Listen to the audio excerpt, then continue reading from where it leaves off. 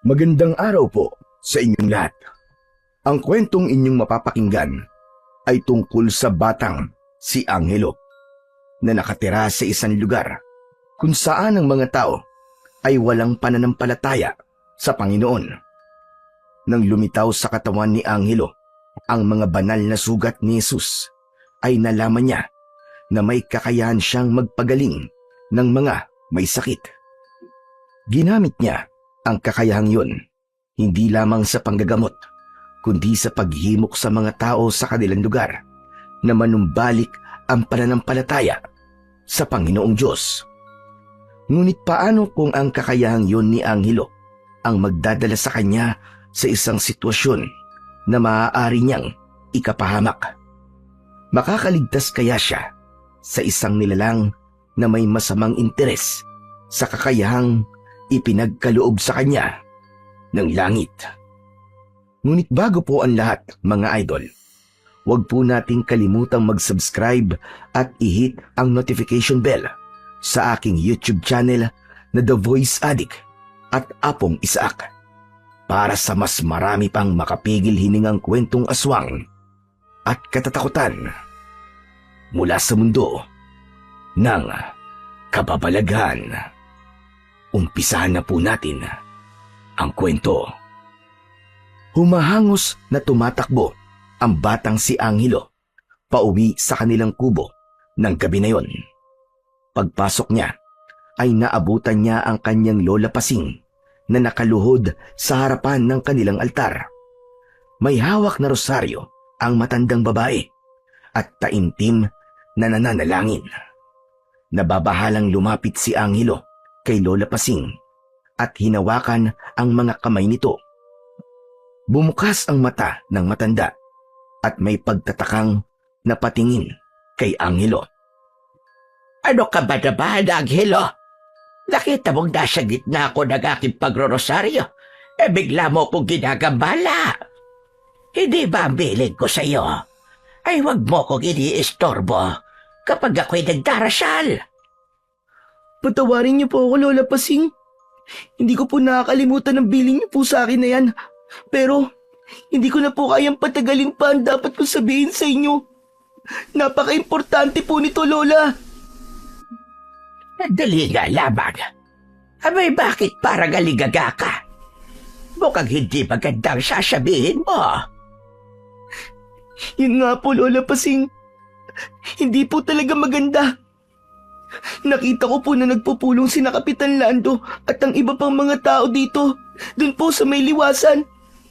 Narinig ko po na balak na nilang gibain ang ating simbahan bukas ng umaga. Ano ka mo?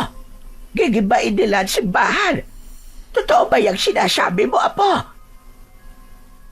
Lola, alam niyo po, kailanman po hindi ako nagsinungaling sa inyo. Totoo po ang sinasabi ko. Nagkasundo na po sila. Nagibain po ang simbahan. Yun ang ngalan po natitirang simbolo ng pananalig natin sa Diyos dito sa Sitio Pag-asa. Tapos ay mawawala pa po dahil gigibain nila. Aba, hindi talaga ako papayag, Apo. Dapat ay hiningi rin na Kapitan Lando ang opinyon natin tungkol sa bagay na yan. Dahil nakatira din tayo rito sa Sitio Pag-asa. Tumayo si Lola Pasing mula sa pagkakaluhod. Dire-diretso itong naglakad palabas ng kanilang bahay. Naguguluhang sinundan ni Angelo ang lola niya at sinabayan ito sa mabilis nitong paglalakad. Lola! Lola, sandali lang po! Saan po ba kayo pupunta? Lola! Saan pa ba? Hindi kay Kapitan Lando. Abay, kailangan ko siyang kausapin. Pipigilan ko pag di ba nila sa simbahan. Hindi nila maaaring gawin yon. Teka, Lola! Sasama po ako sa inyo! Patuloy na naglakad ang maglola sa gitna ng kadiliman ng gabi. Palakas ng palakas ang kaba sa dibdib ni Angelo dahil wala siyang ideya kung ano ang mangyayari kapag kinausap nila si Kapitan Lando tungkol sa plano ng mga ito na gibain ang kanilang simbahan. Sa Sitio Pag-asa, ipinanganak si Angelo. Noon ay halos lahat ng taong naninirahan doon ay madasalin at malakas ang pananampalataya sa Panginoon. 5 taon si Angelo nang isang kakaibang sakit ang kumalat sa Sitio Pag-asa. Isang sakit kung saan tinutubuan ng napakaraming sugat ang tinamaan ng sakit na yun.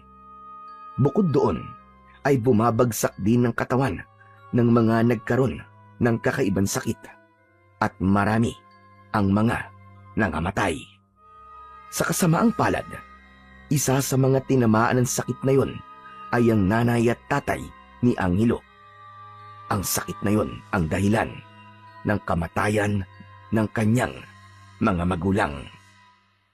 Nawala naman ang sakit na yon, pero unti-unti ring nawala ang pananampalataya ng mga tao sa Diyos.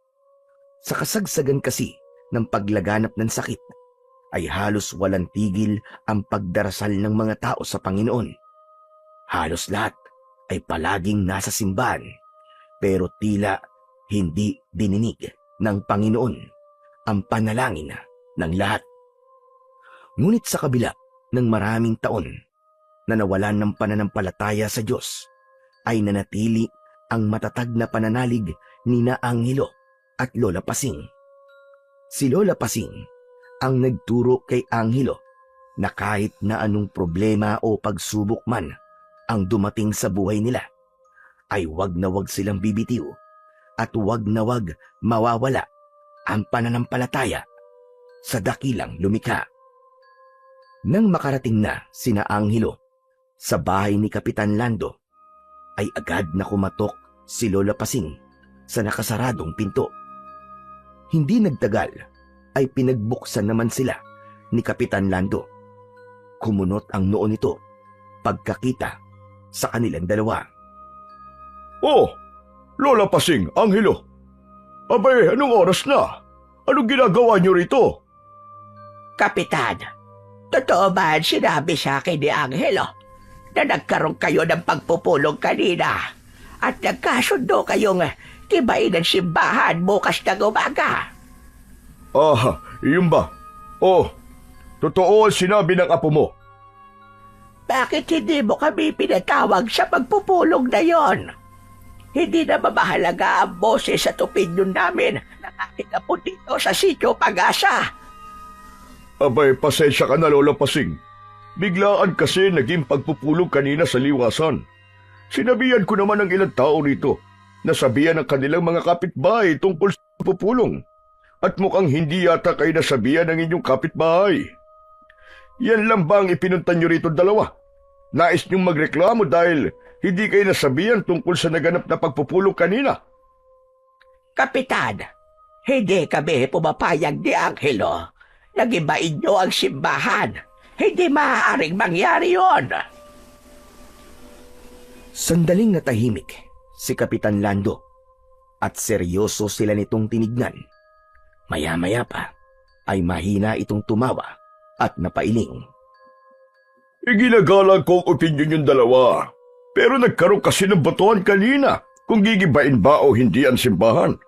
Lahat ng dumalo sa pagpupulong na yon ay gusto nang gibain ang simbahan. Kahit isama ko ang boto niyong dalawa sa mga tumututol, ay mas marami pa rin ang nais na gibain na ang ating simbahan.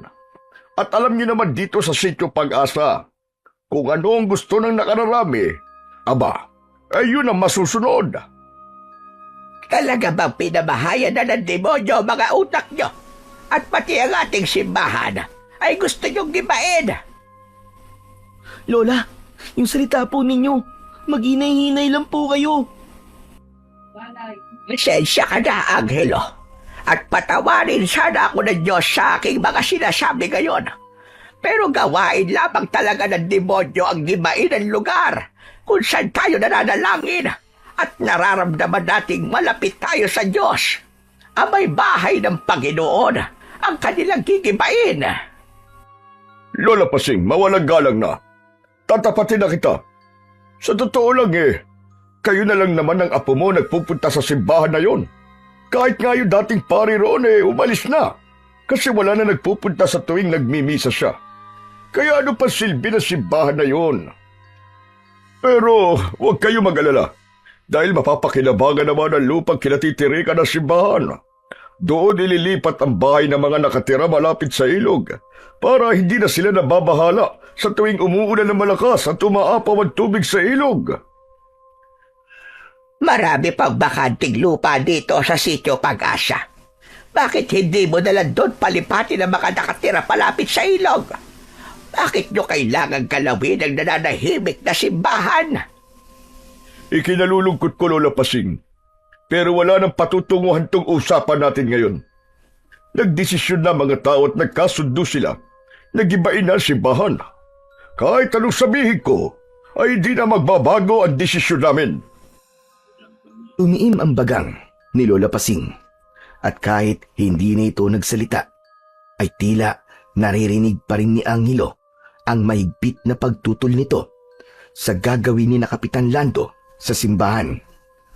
Wala nang sinabi pa si Lola Pasing at umalis na ito kasama ang apong si Angelo. Pagdating nila sa bahay ay ramdam na ramdam pa rin ni Angelo na dismayado si Lola Pasing. Naupo si Lola Pasing sa isang sulok ng kubo. Tumabi rito si Angelo. Lola, paano na po yan? Ano na po ang gagawin natin ngayon? Nagkasundo na po pala ang mga tao. Nagibain po ang simbahan natin. Wala na po ba talaga tayong magagawa para pigilan sila? Wala na po bang pag-asa? Gagawin pa rin natin ang lahat para pigilan sila, Apo. Hindi ako makapapayag na lapastakanin nila ang ating simbahan at tuluyan nilang gibain. Talagang wala na silang paniniwala sa Panginoong Diyos. Nakakalungkot ang nangyari sa lugar na ito. Hindi ko akalain na dahil sa sunod-sunod na pagsubok at trahedya na dumating sa lugar na ito, ay mawawalan ng paniniwala ang mga tao rito sa ating Panginoon. Hindi po ba kapag maraming problemang dumarating, ay dapat po na mas maging malakas po ang pananampalataya natin? Tama ka, Apo. Hindi ibig sabihin na puro problema ang nararanasan natin ay kinakalimutan na tayo ng Panginoon. Dapat nating maintindihan na ang mga pagsubok ay kasama sa proseso ng mas maganda niyang plano para sa ating lahat. Hindi na nagsalita pa si Angelo. Napayuko na lang siya habang patuloy niyang iniisip kung mapipigilan pa ba nila ang paggiba sa simbahan. Nang gabing yon ay taimtim na nagdasalang maglola. Humingi sila ng gabay sa Panginoon at ipinagdasal nila na sana ay hindi matuloy ang paggiba sa simbahan sa kanilang lugar. Kinabukasan ng umaga, maagang nagising sina Angelo at Lola Pasing. Hindi na sila nag-abalang mag-almusal at dumiretso na sila sa pagpunta sa gigibaing simbahan. Habang naglalakad, ay inasahan na ni Angelo na hindi maganda ang darat na nila doon. Hindi nga siya nagkamali dahil nang makarating sila sa labas ng simbahan, ay nagsisimula na ang ilang kalalakihan sa paggiba sa kanilang maliit na simbahan. Bago pa mapigilan ni Angelo si Lola Pasing, ay nilapitan na nito ang mga naggigiba. Pinigilan nito ang mga yon at pilit na inagaw ng lola niya ang mga hawak na maso ng mga lalaki. Ano ba kayo? Itigil nyo yan! Wala na talaga kayong paggalang sa tahanan ng ating Panginoon! Huwag niyong gibain ang simbahan! Itigil nyo yan! Mga lapastangan kayo! Sa pagkakataon na yon, ay biglang dumating si Kapitan Lando. Agad itong hinarap ni Lola Pasing. Ikaw, Lando, pahituin mo sila. Hindi nyo dapat ito ginagawa. Nakapag-usap na tayo kagabi, Lola Pasing. Ano ba kayo? Naipaintindi ko na sa inyo to. At ito gusto mangyari ng nakararami. Ang mabuti pa ay wag na kayong mang-abala dito. Hayaan niyo na lamang ang mga trabahador na gawin ang dapat nilang gawin. Hindi inasahan ni Angelo ang biglang pagluhod ni Lola Pasing sa harapan ni Kapitan Lando. Tuluyan nang napaiyak si Lola Pasing, kaya nilapitan na ito ni Angelo at niyakap. Lola! Lola, tumayo po kayo! Hindi niyo po kailangan gawin to! Huwag po kayong lumuhod! Nakikiusap ako sa iyo, Kapitan. Ibinababa ko na ang aking sarili. Huwag niyong ituloy ang paggiba sa ating banal na simbahan. Kapag nawala ang simbahan, ay mas lalo lang mahihirapan ang mga tao na magbalik loob sa ating Panginoong Diyos. Nakikiusap ako sa iyo, Kapitan Lando. Wala nang magagawa ang pagluhod at pagmamakaawa mo. At talagang umaasa ka pa na magbabalik loob kami sa sinasabi mong Panginoon, Lola Pasing. Ipinapaalala ko lang sa iyo na noong may kumalat na nakamamatay na sakit dito sa ating lugar, halos araw-araw tayo nagdadasal sa simbahan na yan. Pero anong nangyari? Wala! Hindi dininig ng Panginoon na sinasabi mo ang panalangin natin sa Kanya. Isa sa mga namatay doon ang asawa ko. Kaya sabihin niyo sa akin, Lola Pasing, ano pang silbi ng simbahan na yan kung hindi rin naman tinutupad ng Diyos ang hinihiling natin sa Kanya? Napahagulgol si Lola Pasing. Alam ni Angelo na marami pang nais sabihin ang lola niya, pero hindi na nito kayang magsalita. Nang sandaling yun, ay wala na silang nagawa upang pigilan ang paggiba sa simbahan. Mas pinili na lamang nilang umalis dahil hindi nila kayang panoorin ang ginagawa ng mga tao sa simbahan na napakaraming taon nang nakatayo roon. Kapwa nangihina sina Angelo at Lola Pasing. Nang nakauwi sila sa kanilang bahay, pareho silang walang imik na naupo na lamang habang nakatitig sa kawalan. Maya-maya pa ay narinig ni Angelo ang pagsasalita ng lola niya. Panginoon, patawarin mo po sila dahil hindi nila alam ang kanilang ginagawa. Patawarin niyo rin po ako, Panginoon, dahil wala akong nagawa para pigilan sila. Lola, huwag niyo pong sisihin ang sarili niyo. Alam po ng Diyos na ginawa niyo po ang lahat ng makakaya niyo para pigilan po sila, Kapitan. Pero talagang desidido na po silang gibain ng simbahan eh. Wala po tayong laban sa kanila.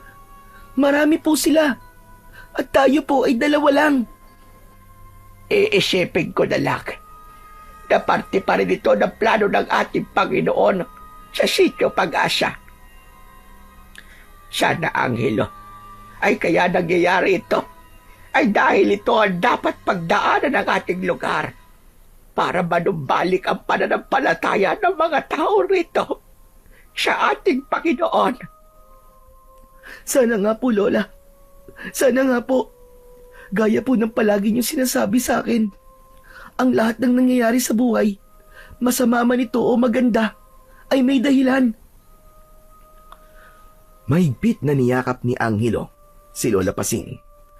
Sa pamamagitan ng yakap na yon, ay ipinaramdam niya rito na hindi ito nag-iisa dahil kahit anong mangyari, ay mananatili siya sa tabi nito. Ganun pa man, hindi pa rin naaalis ang labis na kalungkutan ni Angelo dahil alam niya na simula sa araw na yon ay wala na silang simbahan na mapupuntahan kapag nais nilang maramdaman na mas malapit sila sa Panginoon. Wala nang nagawa sina Angelo at Lola Pasing nang tuluyan ng giniba ang simbahan. Labis na nadurog ang kanilang puso, pero alam nila na wala silang magagawa tungkol sa bagay na yon. Masakit man, pero unti-unti nilang pinag-aralang tanggapin na wala ng simbahan sa sitio Pag-asa. Ganun pa man, sa kabila ng pagkawala ng simbahan sa Sitio Pag-asa, ay patuloy pa rin na nagdarasal sina Angelo at Lola Pasing sa kanilang bahay. Lumipas ang ilang buwan at napansin ni Angelo na hindi pa rin pinapatayuan ng mga bahay ang lupang dating kinatitirikan ng simbahan gaya ng ipinangako ni Kapitan. Kaya naman, nang makasalubong niya si Kapitan Lando isang umaga, ay hindi na siya nagdalawang isip na kausapin ito. Kapitan, magandang umaga po. May itatanong lang po pala ako sa inyo. Magandang umaga rin naman sa iyo, Angelo. Ano bang itatanong mo? Kailan niyo po sisimulan ng pagpapatayo po ng mga bahay sa lupang dati pong kinatatayuan ng simbahan? Hindi po ba sabi niyo giniba niyo po ang simbahan para magtayo doon ng bahay para po sa mga taong nakatira malapit sa ilog? Ha? Ang totoo niyan kinausap ko na ang mga tao na nakatira malapit sa ilog. Ang sabi nila sa akin ay ayaw nilang umalis doon dahil sanay na daw sila sa buhay nila kung saan sila nakatira ngayon. Ano po? Ibig po ba sabihin hindi na po kayo magtatayo ng mga bahay doon? Abay, syempre hindi na. Ayaw ng mga tao Kung ganun, giniba niyo lang po pala ang simbahan para lang po sa wala. Isa pa po, dapat po tinanong niyo muna ang mga taong nakatira malapit sa ilog kung gusto nilang umalis doon bago niyo po giniba ang simbahan. Kung nalaman niyo po sana na wala silang balak na umalis sa kanilang bahay, ay hindi niyo na po sana giniba ang simbahan. Ano kasi? Sandali, bakit ba ako nagpapaliwanag sa'yo? Bata ka lang naman. Wala ka pang alam sa kalakaran dito sa lugar natin. Hindi ka pa nga botante. Kapitan, hindi po porkit bata lang po ko, ay wala na po akong alam sa nangyayari sa ating paligid. At mawalang galang na po. Pero mali po ang ginawa niyong paggiba sa simbahan kung hahayaan niyo lang palang nakatiwangwang ang lupang yun. Wala akong panahon para makipagtalo sa'yo. May mas mahalaga pa akong dapat gawin kaysa makipag-usap sa'yo. Hindi na nagawang makasagot ni Angelo dahil mabilis siyang tinalikuran ni Kapitan Lando. Nagmamadali itong naglakad palayo sa kanya. Agad naman na umuwi si Angelo sa bahay. Doon ay agad niyang ipinaalam kay Lola Pasing ang napag-usapan nila ni Kapitan Lando. Sinasabi ko na nga ba? Dahilan lang nila yon na patatayuan nila ng mga bahay ang lupang kinatitirikan ng simbahan. Pero ang totoo ay gusto lang talaga nila na gibain ang simbahan dahil wala na silang paniniwala at pananampalataya sa Diyos. Tama po kayo, Lola. Talagang gumawa lang po ng dahilan si Kapitan Lando. Hindi ko rin alam dyan kay Lando kung ano ba ang talagang tumatakbo sa utak niya. Lola, sa tingin niyo po ba ay may pag-asa pang magbalik loob sa Diyos sa mga tao rito sa atin? Sa nangyayari po kasi, parang wala na po talagang pag-asa Huwag kang magsalita ng ganyan, Apo.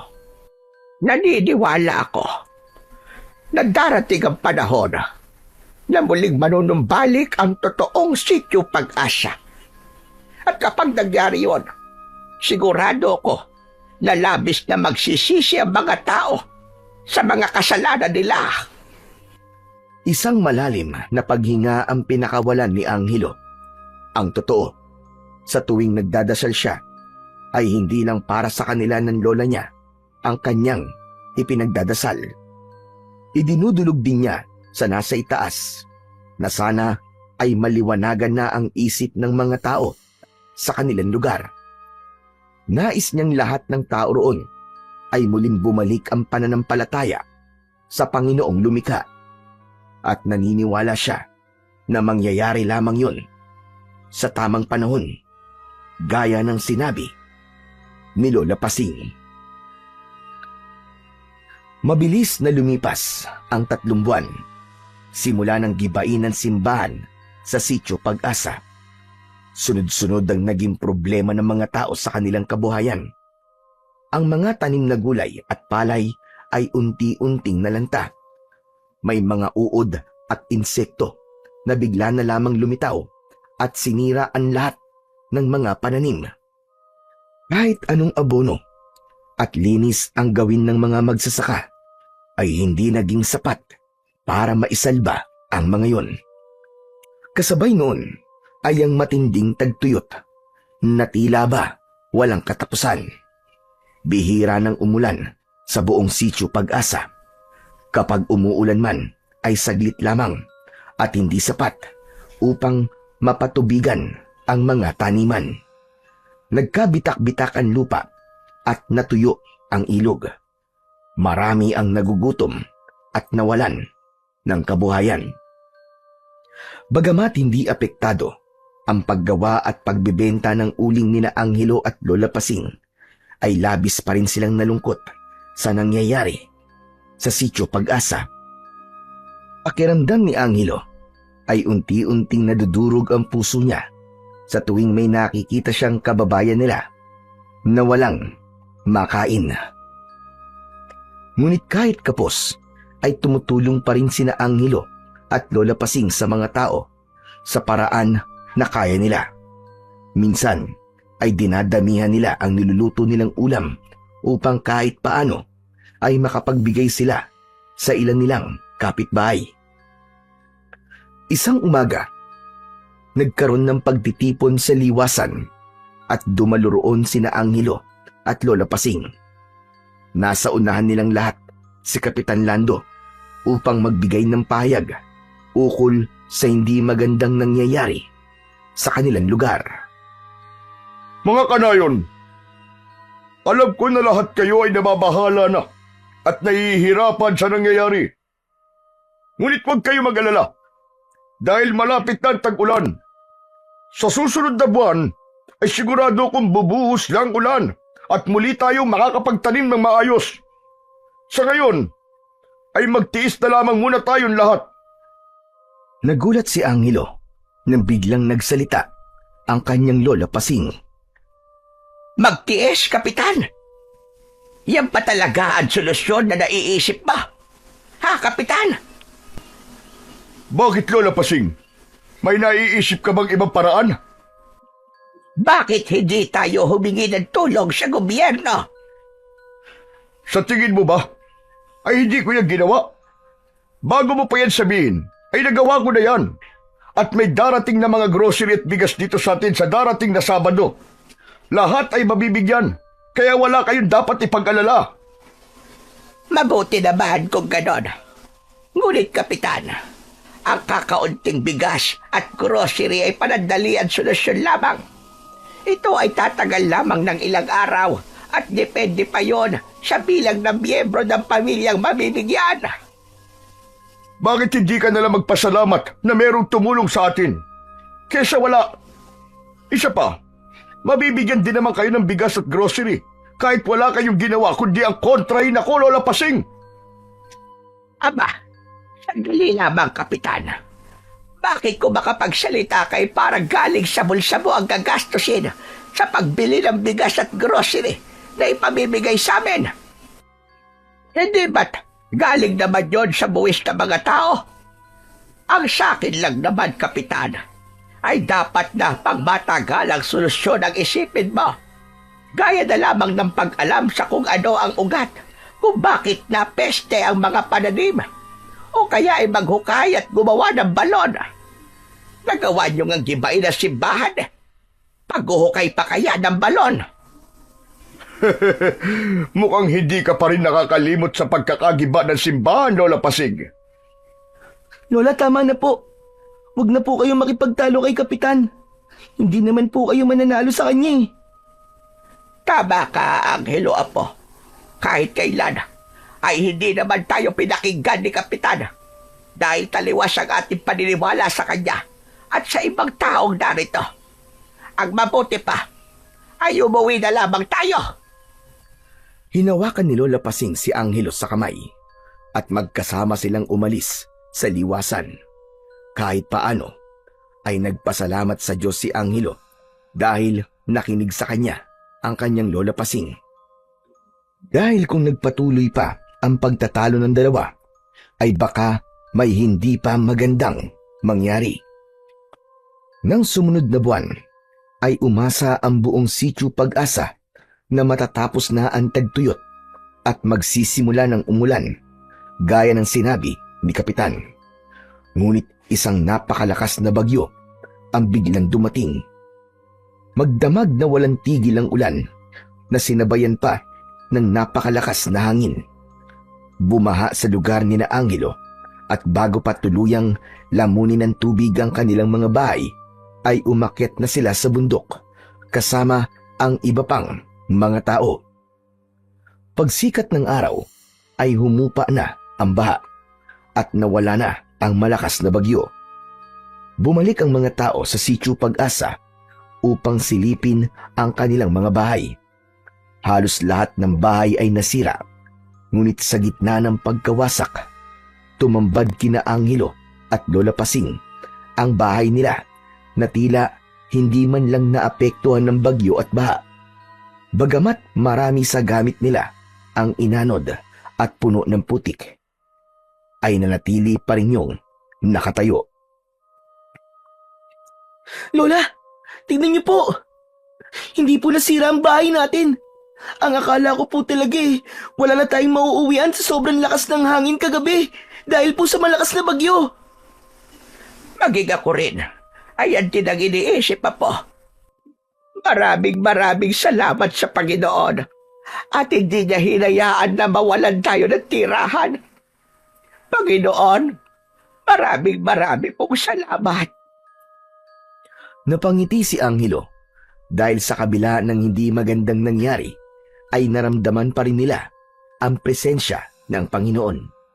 Naniniwala siya na ang matatag na pananampalataya nila ni Lola Pasing ang dahilan kung bakit nanatiling nakatayo ang kubo nila matapos ang napakalakas na bagyo.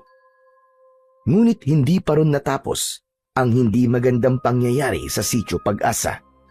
Makalipas lamang ang ilang araw, matapos ang bagyo, ay may isang matandang lalaki ang tinubuan ng maraming sugat sa katawan at nanghina ang katawan. Nang sumunod na araw, ay ilang tao pa ang nagkaroon ng ganong klaseng sakit.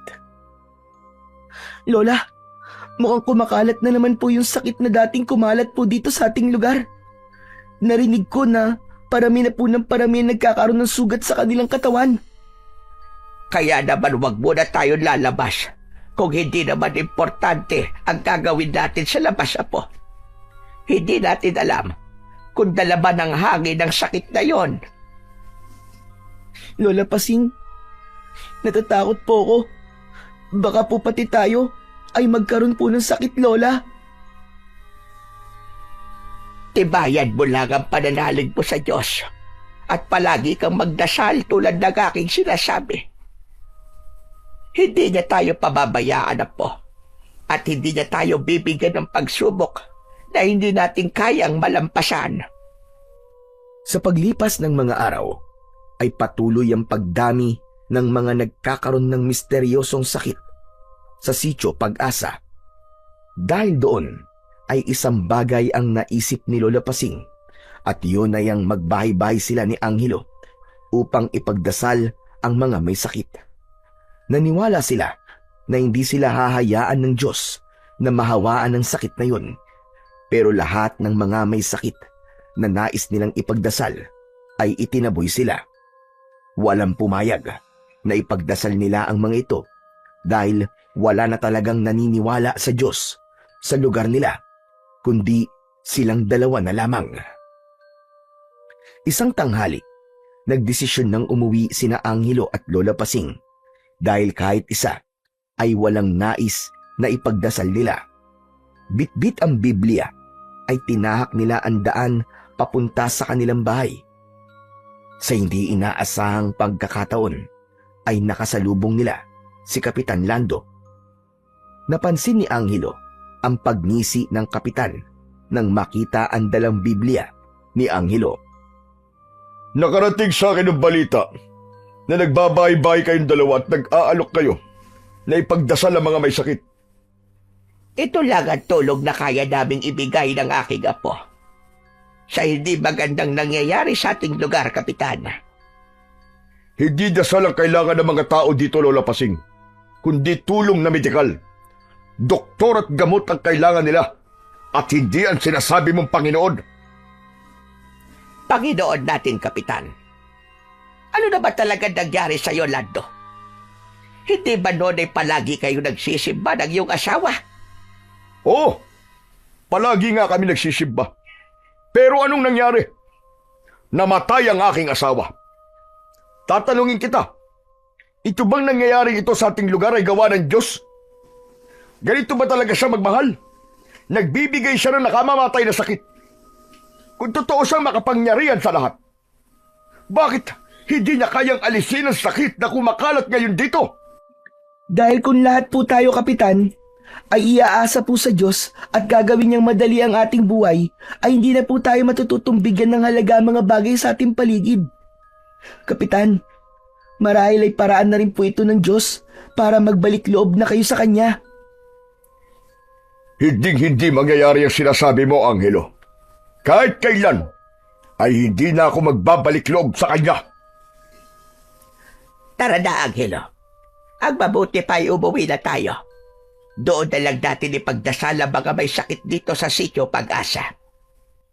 Nilagpasan ni na Angelo si Kapitan Lando at nagpatuloy na sila sa paglalakad. Hindi pa man sila nakakalayo, ay narinig nila ang pagsigaw ni Kapitan Lando na puno ng panghahamak. Kahit magkasugat-sugat ang mga tuhod yung dalawa, sa pagluhod at pagdadasal, ay hindi mawawala ang sakit na kumakalat dito sa ating baryo. Nagsasayang lang kayo ng oras sa Diyos na hindi naman pinapakinggan ang inyong mga dasal. Huwag mo na lamang siyang pansinin na po. Hindi niya alam ang kanyang sinasabi. Patawarin nawa siya ng ating Panginoon. Patuloy lang sa paglalakad sina Angelo. Nang makarating sila sa kanilang kubo, ay maingat na ipinatong ni Angelo ang Biblia sa kanilang altar. Tinulungan na rin niya sa pagluluto si Lola Pasing ng kanilang pananghalian dahil parehas na silang gutom. Sa kabila ng malakas na pananampalataya ni Angelo sa Diyos, ay may mga pagkakataon na minsan ay kini-question na rin niya ang Panginoon. Bilang bata, marami pa siyang hindi masyadong nauunawaan, lalo na nang tinamaan ng misteryosong sakit si Lola Pasing. Isang umaga, nagising si Lola Pasing na mabigat ang pakiramdam. Napansin yun ni Angelo habang nag-aalmusal sila. Wala itong ganang kumain at mahina itong dumadaing na parang may kung anong masakit dito. Lola, ayos lang po ba kayo? Parang hindi po maganda ang pakiramdam niyo ah. Tama ka, Apo. Hindi nga maganda ang pakiramdam ko. Para akong lalagnatin na hindi ko mawarian. Eh baka po, napagod po kayo ng gusto kahapon sa paggawa po natin ng uling. Ang mabuti pa po ako na lang po muna maglalagay sa sako ng mga uling. Magpahinga na lang po muna kayo, Lola. Sigurado ka ba na kaya mo yung mag-isa, Apo? Oo naman po, kayang-kaya ko po yun. Pero alam mo, Angelo, parang may masakit sa likod ko. Tingnan mo nga, Apo, kung ano ito. Tumalikod si Lola Pasing kay Angelo at itinaas nito ang suot nitong damit. Natigilan si Angelo nang may nakita siyang isang sugat sa likod ng lola niya na kagaya ng sugat sa mga taong tinamaan ng misteryosong sakit sa lugar nila. Bumaha ang kaba sa dibdib niya at ang unang tumakbo sa isip niya ay nahawaan na rin ng sakit si Lola Pasing. Ano, Angelo, Apo? Bakit bigla kang tumahimik dyan?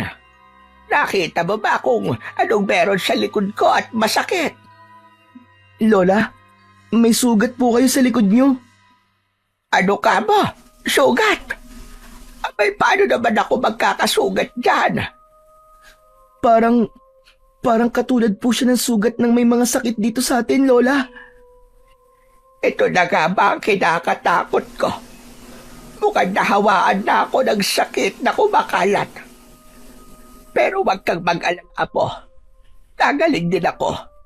Puro gulay at prutas muna ang kakainin ko ngayon. Lumakas ang resistensya ko.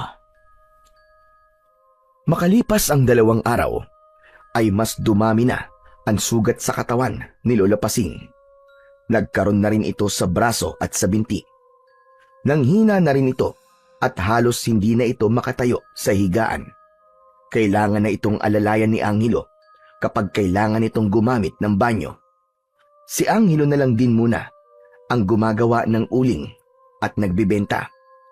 Mahirap pero kinaya yon ni Angelo dahil kailangan niya ng pambili ng gamot para sa mataas na lagnat ng kanyang lola.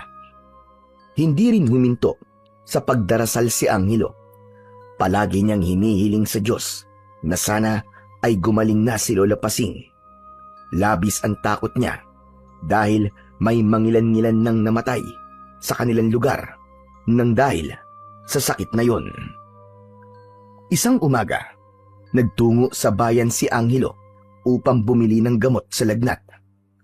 Bumili na rin siya ng mga prutas para sa kanyang lola. Nang makabalik na siya sa sitio Pag-asa at naglalakad na siya pauwi, ay nakasalubong niya si Kapitan Lando. Nakita nito ang supot na dala niya na naglalaman ng gamot. Angelo, kumusta ka na? Napansin ko na hindi na lumalabas ang lola mo Saka, plastic ng butika sa bayan yung dala mo Huwag mong sabihin na tinamaan na rin ang sakit si Lola Pasing. Opo, Kapitan. Mag-iisang linggo na rin po may sakit si Lola. Akala ko ba matibay ang pananampalataya niyo sa Panginoon niyo. Kita mo na, kahit magdasal pa kayo araw-araw, kung tatamaan kayo ng kamalasan, ay tatamaan kayo ng kamalasan. Tignan mo ko at ang anak ko si Joel. Hindi kami nagdadasal pero wala kaming sakit. Patunay lamang yan na hindi talaga kayo kayang iligtas ng pagdarasal. Kapitan, masaya po ako para sa inyo ng anak mo kasi wala po kayong sakit. Iginagalang ko rin po kung hindi na kayo naniniwala sa Diyos. Pero sana po ay ganun din po kayo sa amin ng lola ko. Igalang nyo rin po ang aming paniniwala. Pasensya na po, pero kailangan ko na pong umuwi. Malapit na po kasi ang oras ng pag-inom ni Lola ng gamot. Sige po, Kapitan, mauna na po ako. Hindi na hinintay pa ni Angelo na makapagsalita si Kapitan Lando at iniwanan niya na ito. Nang makarating siya sa bahay, ay agad niyang inasikaso ang pagluluto ng lugaw dahil yun lang ang kayang kainin ni Lola Pasing. Habang hinihintay niyang maluto ang lugaw, ay naaawa niyang pinagmamasdan si Lola Pasing na natutulog sa banig. Panginoon, humihingi na po agad ako ng kapatawaran sa aking sasabihin. Pero, palagi naman po kami nagdadasal ni Lola sa inyo Bakit niyo po hinayaan na mangyari ito sa kanya?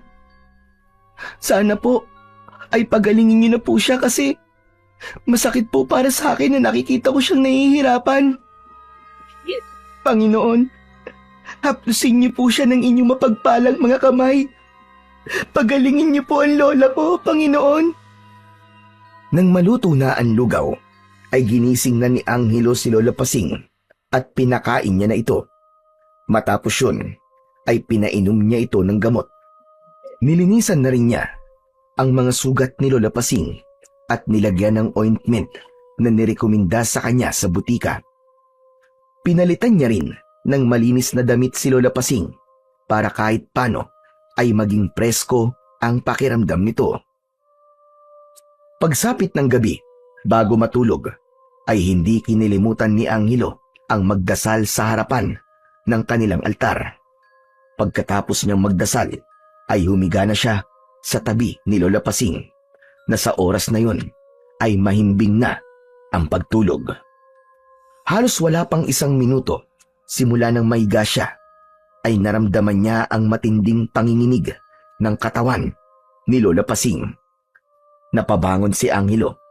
Sinindihan niya ang gasera at labis siyang kinabahan nang makita niya na tila nagdidiliryo si Lola Pasing. Lola! Lola! Ano po nangyayari sa inyo? Lola! Hindi magawang makapagsalita ni Lola Pasing ng mga sandaling yon, hanggang sa naiyak na si Angelo, at dahil hindi niya na alam ang gagawin, ay niyakap na lamang niya ang lola niya. Diyos ko! Huwag niyo po munang kukunin sa akin ang lola ko. Maawa po kayo sa akin. Hindi ko po kayang wala po ang lola ko, Panginoon. Parang awa niyo na po. Makalipas ang ilang sandali, ay huminto na sa panginginig si Lola Pasing. Nanghihinang ibinukas ng matanda ang mga mata nito at nagawa pa rin itong ngumiti. Lola? Lola, kumusta po ang pakiramdam niyo? Ayos na ako, Angelo. Huwag ka nang umiyak, apo ko. Akala ko po talaga, Lola, ay iiwan niyo na po ako eh. Hindi ko pa oras, apo. Matagal pa tayong magkakasama. Natatakot po ako, Lola. Ayoko pong mawala kayo. Hindi ko po kaya, Lola. Hindi natin nahawak ang ating kapalaran. Basta, apo, kung sakaling mawala man ako, ay maging matatag ka lang at huwag mong aalisin ang pananampalataya mo sa ating Panginoong Diyos. Mangako ka, apo ko. Sa sinabing yon ni Lola Pasing, ay mas lalong napaiyak si Angelo. Ilang minuto siyang umiyak bago siya kumalma. Nang bumalik na sa pagtulog ang lola niya, ay tumayo si Angelo at muling lumuhod sa harapan ng altar. Mariin niyang pinagsalikop ang kanyang mga kamay at lumuluha siyang nakikiusap sa Panginoong Diyos. Panginoon, pagalingin niyo na po si Lola Pasing. Nakikiusap po ako sa inyo at nagsusumamo. O kung hindi niyo man po hahayaan na gumaling siya kagad, ay gamitin niyo po akong daan para gumaling siya. Handa po akong maging inyong kasangkapan para mawala na po ang sakit na kumakalat dito sa aming lugar. Tulungan mo po kami, o Panginoon. Nakikiusap po ako. Matapos ang taus-pusong pagdarasal, ay nahiga na si Angelo sa tabi ni Lola Pasing. Yumakap siya sa kanyang lola hanggang sa tuluyan na siyang nakatulog. Kinabukasan ng umaga, labis na nagimbal si Angelo. Nang paggising niya ay may sugat na siya sa kanyang mga palad at sa gitna ng dalawa niyang paa. Iba ang sugat na yon sa itsura ng mga sugat ng mga taong may sakit sa Sitio Pag-asa. Para bang may bumaon na malalaking pako sa kanyang mga palad at paa, kaya siya nagkaroon ng ganong klaseng sugat. Nababahalang ginising ni Angelo si Lola Pasing. Nang magising ang matanda, ay ipinakita niya rito ang kanyang mga sugat. Mahabaging langit, bakit ka nagkaroon ng mga sugat, apo? Huwag mo sabihin na nahawaan ka na rin ng sakit na kumakalat dito sa ating baryo. Sa tingin ko po ay hindi, Lola. Tignan niyo po ng mabuti ang mga sugat ko. Ibang-iba po siya sa sugat na meron kayo. Saka, hindi po siya masakit, Lola. Napapano nga yan? Bakit ka nagkaroon ng mga ganyang sugat? Hindi ko rin po alam, Lola. Kagabi po bago po ako matulog, ay sigurado po ako na wala naman po ito eh. Walang ano-ano'y napatingin si Angelo sa kanilang altar. Tumuon ng mata niya sa krusipiho na naroon at bigla siyang kinilabutan. Tumayo siya at kinuha ang krusipiho upang ipakita yon kay Lola Pasing. Lola, Lola! Tignan niyo po to. Tignan niyo po ang sugat ni Jesus sa krusipiho. Parang kagaya po siya ng mga sugat ko. Tignan niyo po mabuti.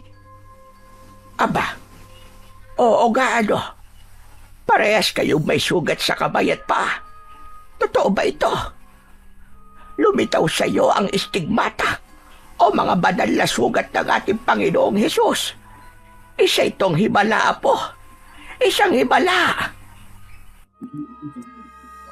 Uminis ang tibok ng puso ni Angelo. Pinagmasdan niya ang mga sugat sa kanyang palad at hindi siya makapaniwala sa sinabi ni Lola Pasing. Ngunit hindi niya maunawaan kung bakit nagpakita sa kanyang katawan ang mga banal na sugat ng Panginoong Hesus. Tanging pagdarasal ang nagawa ni Angelo matapos ang lahat ng yon. Humingi siya ng kasagutan sa Diyos kung bakit siya nagkaroon ng mga banal na sugat sa kanyang katawan. Alam niya na may malaking dahilan kung bakit siya tinubuan nun. Isang gabi, habang mahimbing na natutulog si Lola Pasing, ay pinagmamasdan ito ni Angelo. Labis pa rin siyang nababahala sapagkat hindi niya nakikitaan ng paggaling ang kanyang lola sa sakit nito. Hanggang sa lumapit si Angelo kay Lola Pasing. Kusang gumalaw ang kanyang mga kamay. Ipinatong niya ang isa niyang kamay sa ulo nito, habang ang isa naman ay hinawakan ang isang kamay ni Lola Pasing.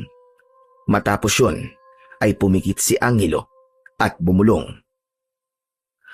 Sa bisa ng kapangyarihan na ibinigay sa akin ng Panginoong Hesus, pinapagaling na kita. Mawawala ang sakit na nagpapahirap sa iyong katawan at mas magiging malakas ka pa. Nagulat si Angelo kung saan nanggaling ang mga salitang yon. Pakiramdam niya ay merong boses na bumulong mula sa loob ng kanyang utak para sabihin niya yon.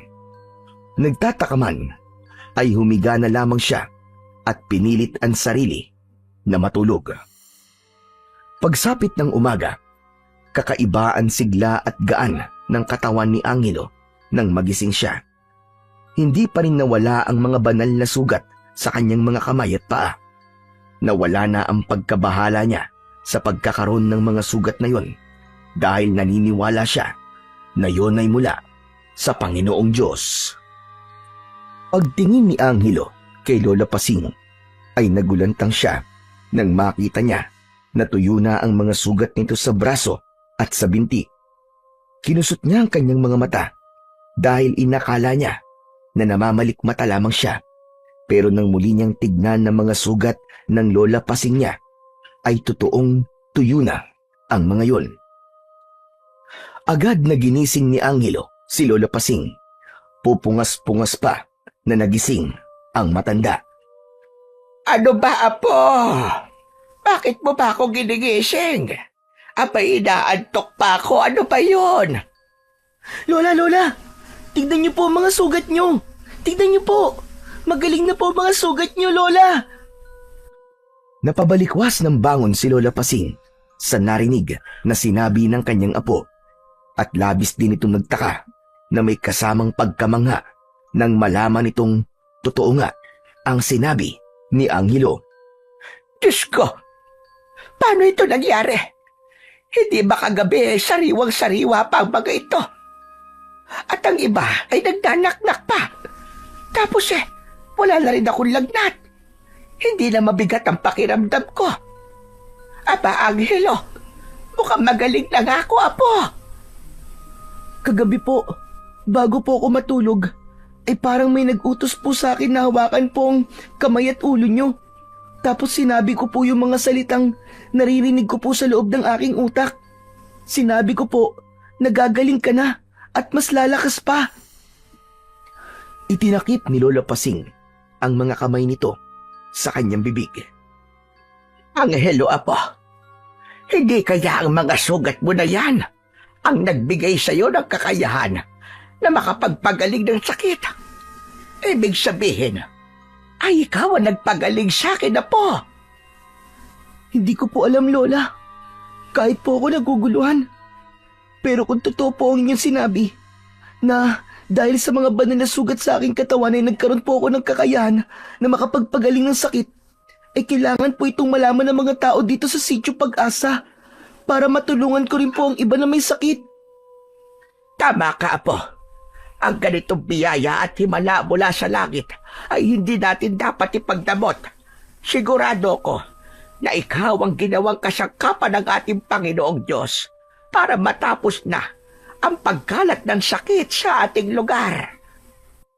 Hindi pa man masyadong naiintindihan ni Angelo ang nangyayari, ay agad na siyang nagpasalamat sa Diyos dahil dininig nito ang kanyang ipinagdasal na handa siyang maging kasangkapan ng Diyos upang matapos na ang hindi magandang nangyayari sa mga tao sa Sitio Pag-asa. Naisipan ni na Angelo at Lola Pasing na subukan muna sa isang tao kung tunay na nagkaroon ng kakayang manggamot si Angelo dahil sa kanyang mga banal na sugat. Isang hapon, habang nagdidilig si Angelo ng halaman sa harapan ng bahay, ay isang batang babae na may mga sugat sa katawan ang nakita niya. Agad na itinuro ni Angelo kay Lola Pasing ang bata. Tinawag ni Lola Pasing ang bata at pinapasok nila yon sa kanilang bahay. Doon ay hinawakan ni Angelo ang isang kamay ng bata at ipinatong niya ang isa niyang kamay sa ibabaw ng ulo nito. Pumikit siya at bumulong. Sa ngalan ng aking mapagpalang mga kamay, hinihiling ko sa ating lumikha ang iyong paggaling sa sakit na nagpapahirap sa iyo. Matapos yun, ay sinabi ni Lola Pasing sa bata na kapag gumaling ito, ay huwag nitong kalilimutan na bumalik sa bahay nila. Nang makaalis ang bata, ay isinarado ni Lola Pasing ang pinto. Sa palagay niyo po ba, Lola, gagaling na po yung bata? Malakas ang kutob ko na gagaling siya, Apo. Hindi ba't ako napagaling mo? Tignan mo, at tuyo na ang mga sugat ko, at wala na rin akong lagnat. Sana nga po, Lola. Sana nga po ay gumaling din po ang bata na yun para malaman natin kung talaga nga bang nakapagpapagaling ako ng sakit dahil sa mga banal na sugat sa aking katawan. Kinabukasan, habang nag-aalmusal sina Angelo at Lola Pasing, ay may kumatok sa pinto ng kanilang bahay. Pagbukas ni Lola Pasing, ay tumambad sa kanila ang batang babae na ginamot ni Angelo. Labis silang namanga dahil tuyo na ang mga sugat nito sa katawan at hindi na ito nanghihina. Ngunit hindi nag-iisa ang batang babae. Kasama nito ang tatay nito, nanay at dalawang nakababatang kapatid na lahat ay tinamaan ng misteryosong sakit. Agad na pinatuloy ni Lola Pasing ang buong pamilya at isa-isang ginamot ni Angelo ang mga ito sa pamamagitan ng pagdarasal. Matapos yun, ay seryosong kinausap ni Angelo ang pamilyang nasa kanyang harapan. Ang kakayahan ko pong makapagpagaling ay mula po sa ating Panginoong Diyos. Nagdasal po ako sa Kanya na gawin niya akong kasangkapan upang mawala ng sakit na nagpapahirap sa ating lahat. Kaya wala po kayong dapat pasalamatan kundi ang Diyos. Ako po ay isang instrumento lamang ng Kanyang pagpapala at himala. Walang nakuwang tugon si Angelo sa pamilya. Sa kanya nagpasalamat ang mga ito bago umalis. Habang pinagmamasdan ni Angelo ang papalayong pamilya, ay lumapit si Lola Pasing at tinapik siya sa balikat. Napakaganda ng sinabi mo sa kanila, Angelo. Napabilib mo ko. Naisip ko po kasi, Lola, na baka hindi lang pagpapagaling ng sakit ang dahilan kung bakit po ako nagkaroon ng ganitong kakayahan. Malakas po ang pakiramdam ko na nais din po ng Diyos na gamitin ko po ito upang himukin ng mga tao na magbalik loob po sa Kanya. Matamis na ngumiti si Lola Pasing at mahigpit nitong niyakap si Angelo. Walang ibang nais si Angelo ng sandaling yon, kundi ang mapagalingan lahat ng may sakit sa Sitio Pag-asa at maibalik niya ang nawalang pananampalataya ng mga ito. Sa mga sumunod na araw, ay paunti-unting nagpunta sa bahay ni na Angelo ang mga taong tinamaan ng misteryosong sakit. Sa halip na gamutin agad ni Angelo ang mga ito, ay tinipon muna niya ang mga yon sa harapan ng kanilang bahay upang makinig sa ilang talata sa Biblia. Bago siya magsimulang magpagaling, ay binubuksan niya ang kanyang lumang Biblia at binabasahan ng mga tao tungkol sa pagmamahal, pag-asa, pananampalataya, at mabuting balita mula sa Panginoon. Sa una, ay halatang napipilitan lang makinig ang mga tao. Tahimik lamang na nakaupo ang mga yon at tila walang interes sa mga sinasabi ni Angelo. Ngunit habang tumatagal, unti-unting napansin nila Angelo at Lola Pasing na may nakangiti habang nakikinig at may ilan na nagtataas pa ng kamay upang magtanong tungkol sa binabasa ni Angelo. May mga lumapit pa at humingi ng sariling kopya ng Biblia. Sa araw-araw na pagbabasa ni Angelo ng mga salita ng Diyos at pagpapagaling sa mga may sakit, ay muling nabuhay ang pag-asa sa puso ng mga taga-sitio Pag-asa. Unti-unti ring nabawasan ang mga may sakit at ang dating sugatang pananampalataya ng mga tao ay muli nang naghilom. Sa bawat taong ginagamot ni Angelo, ay palagi niyang sinasabi na ang Diyos ang nagbigay sa kanya ng kakayahan na makapagpagaling at ang Diyos ang dapat na pasalamatan ng mga ito. Dahil doon ay tuluyan nang nanumbalik ang paniniwala ng mga tao sa Diyos at napagtanto ng mga ito na si Angelo ang buhay na patotoo, na hindi sila pinabayaan ng Diyos kahit nawala ng mga ito ng pananampalataya sa napakahabang panahon. Hanggang isang umaga, isang matangkad at matipunong lalaki na may bruskong muka ang dumating sa bahay ni na Angelo. Buhat ito ang isang lalaking tila naghihingalo.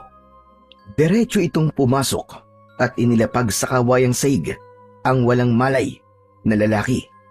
Namumutla na ang buong katawan ng lalaking yun. Ako si Saur. Galing pa ako sa malayong baryo. Nakarating sa akin na may kakayahan ka raw na magpagaling ng mga may sakit. Tama po kayo. Ako naman po si Angelo. Kasama ko po rito ang aking lola, pero nasa palengke po siya ngayon. Ano po pala ang sakit ng kasama nyo? Hindi ko alam. Ilang araw na siyang ganyan at sa tingin ko ay malapit na siyang mamatay. Ang gusto ko ay patunayin mo sa akin na totoo ang iyong kapangyarihan. Tumango si Angelo sa lalaki. Kinuha niya mula sa altar ang Biblia at binuklat yon. Bago ko po siya pagalingin, ay hayaan niyo po muna ako na basahin ko po sa inyo ang salita po ng Diyos. Jeremias, Kabanata 17, Talata 14. Iyong pagalingin ako, O Panginoon, at gagaling ako. Iyong iligtas ako at maililigtas ako, sapagkat ikaw ang aking kapurihan. Teka. Wala na akong oras makinig sa nilalaman ng Biblia na yan. Hindi mo ba nakikita ang lagay ng aking kasama? Mamamatay na siya. Kaya pagalingin mo na siya, bata. Opo. Ibinalik ni Angelo ang Biblia sa altar. Lumuhod siya sa tabi ng lalaking may sakit at hinawakan niya ang isa nitong kamay. Inilapat niya ang isa pa niyang kamay sa ibabaw ng ulo nito at umusal siya ng panalangin. Makalipas lang ang ilang sandali, ay bumukas ang mga mata ng lalaki. Nawala ang pamumutla ng balat nito at bigla itong tumayo. Nakita ni Angelo ang pagkamangha sa mga mata ni Saur. Totoo nga, na kaya mong makapagpagaling ng may sakit. Kahit nasa bingit ng kamatayan ay nililigtas mo. Kamangha-mangha ang iyong kapangyarihan. Ang kakayahan ko pong ito ay ibinigay po sa akin ng Diyos. Kaya marapat lang po na siya po ang inyong pasalamatan. Nagulat si Angelo nang maigpit siyang hinawakan ni Saur sa kanyang braso. Natakot siya dahil nanlilisik ang mga mata nito. Kung ganun, ay kailangan mong sumama sa akin. Kailangan mong pagalingin ang aking Panginoon. ikaw na lang ang pag-asa niya para makawala siya sa bingit ng kanyang kamatayan. Teka, sandali lang po, Mansaur. Hindi po ako pwedeng sumama sa inyo nang hindi nalalaman ng aking lola. Hindi na. Hindi mo na kailangan magpaalam sa kanya. Nauubos ang oras at kailangan madala na kagad kita sa aking Panginoon, sa ayaw at sa gusto mo. Mabuti na lang at dumating na si Lola Pasing. Agad itong lumapit sa kanila at nang makita nitong nasasaktan si Angelo sa paghawak ni Saur, ay pinaghahampas nito ng palaspas si Saur. Kapansin-pansin ang pagkakaroon ng pasa ni Saur sa bawat tampas ng palaspas dito. Nagmamadali itong lumabas ng bahay kasama ang lalaking kanina ay parang mamamatay na. Sino ka ba? At bakit mo sinasaktan ang aking apo? Lola, nagpapagamot po sila sa akin. Tandaan mo to. Hindi pa ito ang huli natin pagkikita, Angelo. Babalik ako at dadaling kita sa aking Panginoon. Naglakad na si Saur at ang kasama nitong lalaki papalayo sa bahay ni na Angelo. Nang mawala na ang dalawa sa kanilang paningin, ay agad na hinarap si Angelo ng kanyang lola. Ayos ka lang ba, apo? Hindi ka ba sinaktan ng lalaking iyon? Ayos lang po, Lola. Pero natatakot po ako sa kanya. Ano ba yung sinasabi niya? Nadadalhin ka niya sa Panginoon niya. Lola, hindi ko nga rin po alam ang sinasabi niya eh. Parang tinignan po muna niya kung totoo bang nakakapagpagaling po ako ng may sakit. Tapos, nang mapagaling ko yung kasama niya, ay sinabi na po niya sa akin na kailangan ko sumama sa kanya sa ayaw at sa gusto ko. Kasi kailangan ko daw pong gamutin yung Panginoon niya. Hay nako, mabuti na lang pala at dumating kagad ako. Nagamit ko patuloy sa kanya itong palaspas na nakuha ko sa simbahan sa bayan. Nasira na tuloy sa paghampas ko sa lalaking yon. Pero hindi bale. Ang importante, ligtas ka. Sino ba kasi ang lalaking yon? At parang ngayon ko lang nakita ang mukha niya. Saur po ang pagpapakilala niya sa akin, Lola. Yun daw po ang pangalan niya. Ang sabi niya po galing po siya sa malayong baryo. Basta, simula ngayon ay hindi ka mo natatanggap ng magpapagamot na hindi taga rito sa atin kapag wala ako. Mahirap na. Talagang magtiwala sa panahon ngayon, apo ko. Naputol ang pag-uusap ni na Angelo at Lola Pasing nang makita nila si Kapitan Lando na humahangos. Buhat nito ang walang malay na anak nitong si Joel na isang binatilyo.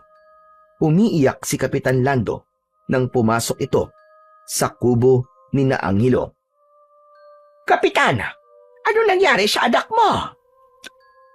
Umakyat kasi siya sa bubong namin para tapalan ng butas.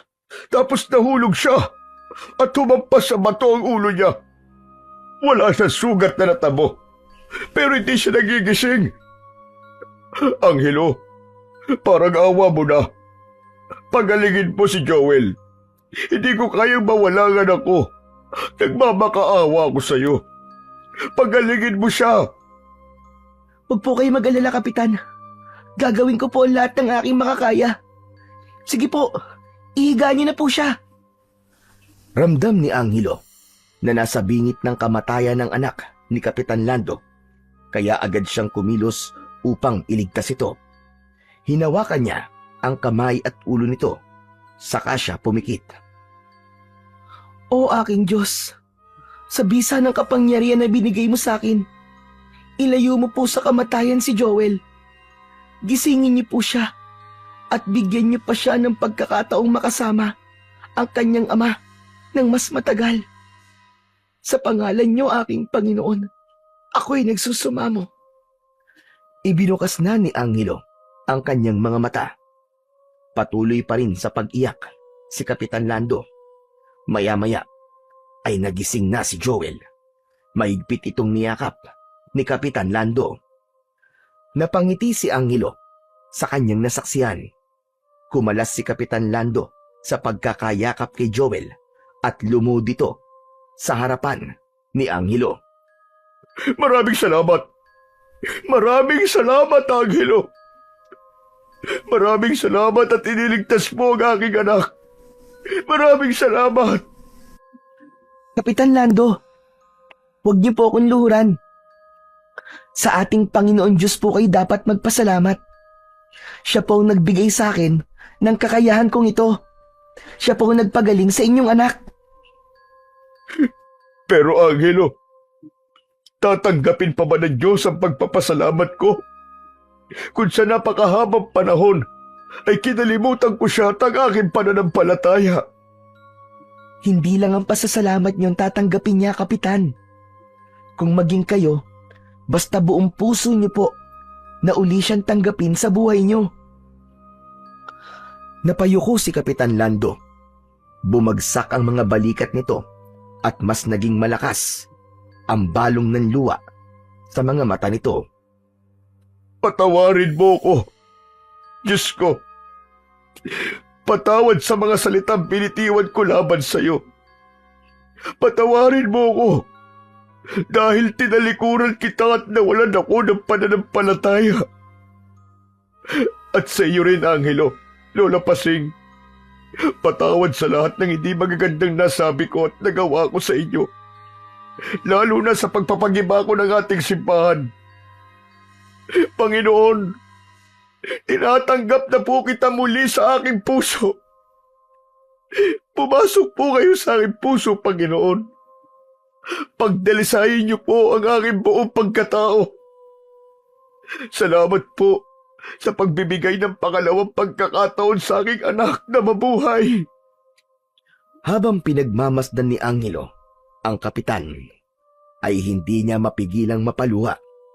Hindi sa lungkot, kundi sa tuwa. Dahil isa na namang tao ang bumalik ang pananampalataya sa Diyos at kay Jesus. At alam niyang yun ang tunay na himala.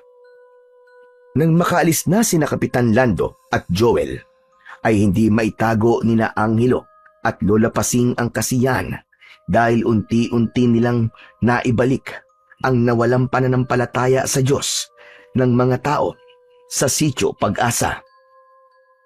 Buo ang kanilang paniniwala na darating ang araw na lahat ng tao roon ay muling maniniwala na may Diyos na nagmamahal sa kanila. Sa totoo lang, Lola, hindi ko po akalain na magbabalik loob pa si Kapitan Lando. Sa lahat po kasi ng tao rito, parang siya po ang may pinakamalaking galit sa Panginoon. Kailangan lang talagang muling maramdaman ni Kapitan ang pagmamahal ng Diyos sa pamamagitan mo, Angelo. Tunay nga na ang mga banal na sugat sa iyong katawan at ang ibinigay nitong kakayahan sa iyo na manggamot ang magpapahilom ng napakalaking sugat ng Sitio Pag-asa. Pero Lola, hindi ko pa rin po maiwasang matakot dun kay Mang Zaur. Yung lalaking nagpunta po rito kanina na gusto po akong isama sa sinasabi niya pong Panginoon. Baka po kasi bumalik po siya dito eh. Huwag mo na siyang isipin na po. Subukan lang niyang bumalik dito. Ako ang kanyang makakaharap. Isa pa, sigurado ko na kapag nagkaroon ng problema, ay tutulungan tayo ni Kapitan Lando at niyang mga tao rito. Hindi na nagsalita si Angelo, ngunit hindi pa rin nawala ang takot niya kay Zaur. May pakiramdam siya na hindi lang ito may gustong ipagamot sa kanya, kundi may mas malaki pang bagay itong nais ipagawa sa kanya. Nakakapagtaka rin na meron itong tinatawag na Panginoon. Ganun pa man, ipinagdasal na lang niya sa Diyos na sana ay walang masamang mangyari sa kanila ni Lola Pasing. Makalipas ang ilang araw, ay labis ang kasiyahan ni na Angelo at Lola Pasing nang personal na sabihin sa kanila ni Kapitan Lando na kumakalap na ito ng pondo para sa muling pagpapatayo ng kanilang simbahan. Talagang abot langit ang aking pagsisisi. Naisa ko sa nanguna sa pagpapagiba ng ating simbahan. Kaya nga ako rin ang dapat na gumawa ng paraan para muli itong maitayo. Huwag mo nang isipin ang nangyari sa nakalipas, Kapitan Lando.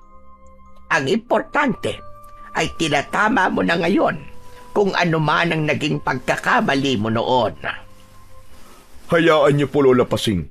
At lalapit po ko sa mga mayayamang tao at mga organisasyon para makapag-ipon tayo ng sapat na pera para sa ating simbahan.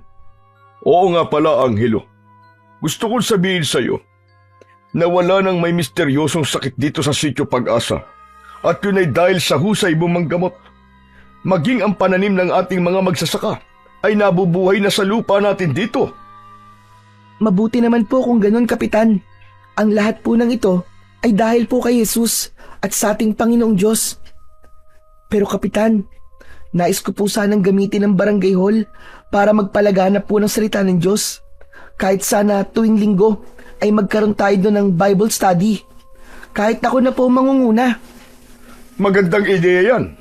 Yan muna ang gagawin natin habang wala pa tayong simbahan dito sa Sitio Pag-asa. Maraming salamat po, Kapitan. O paano? Mauuna na ako at mangangalap pa ako ng pondo para sa muling pagpapatayo ng ating simbahan. Sige, Kapitan. Mag-iingat ka. Matapos umalis ni Kapitan Lando, ay napangiti sina Angelo at Lola Pasing. Simula nang tuluyan ng bumalik ang pananampalataya ng mga tao sa Sitio Pag-asa, ay napansin ni Angelo na bumalik na ang diwa ng pagtutulungan sa kanilang lugar. Marami na rin silang nakitang bahay na may altar at Biblia.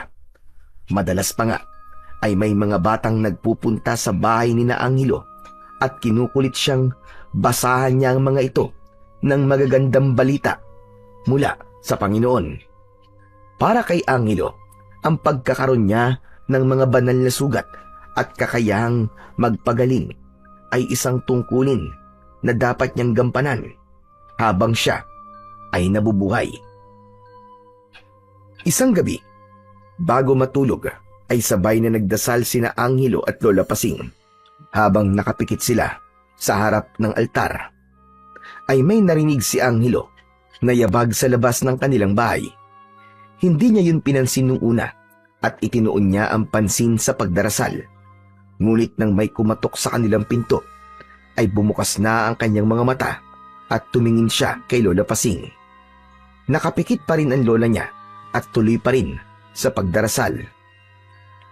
Lola, Angelo, nasa gitna naman tayo ng pagdarasal.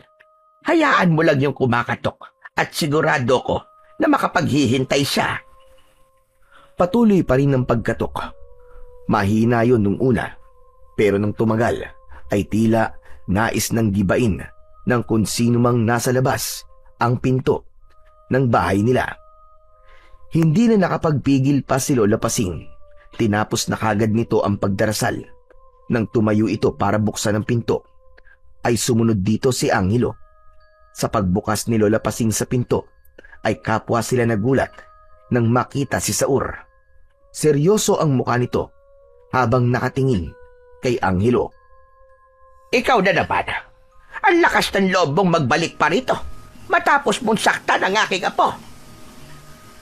Gaya ng aking sinabi, ay babalik ako rito. At hindi ako aalis dito nang hindi kasama ang batang yan na may kakayahang manggamot. Sa tingin mo ba ay papayag ako na sumama ang aking apo sa'yo? Umalis ka na, dahil kung hindi ay sisigaw ako para maalarma ang mga kapitbahay namin. Tumiim ang bagang ni Saur. Natakot si Angelo sa matalim nitong pagkakatitig. Ano? Hindi ka pa rin ba talaga aalis? Magmamatigas ka pa rin. Huwag niyo akong piliting gumawa ng hindi niyo magugustuhan. Kung ayaw niyong masaktan, ay sundin niyo na lamang ang gusto ko. Ikaw ang masasaktan sa akin kapag hindi ka pa umalis. Laking gulat ni na Angelo at Lola Pasing nang unti-unting nagkaroon ng pagbabago sa katawan ni Saur. Tinubuan ito ng makakapal na itim na balahibo at naging matulis ang mga kuko nito. Bahagyang humaba ang unahan ng nguso nito at maging ang mga ngipin nito ay naging matutulis. Sa isang iglap ay nagmistulang mabangis na halimaw si Saur. Walang pagdadalawang isip na isinarado ni Lola Pasing ang pinto at sumandal ito roon. Kapwa takot na takot sina Angelo at Lola Pasing ng sandaling yon. Mahabagin langit!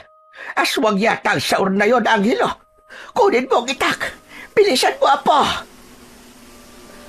Habang kinukuha ni Angelo ang itak, ay biglang nagiba ang pinto ng kubo nila. Nawasak yon at napasubsob si Lola Pasing sa sahig. Pumasok si Saur at hinawakan nito sa braso ang matandang babae. Marahas na hinila ng aswang, patayo si Lola Pasing.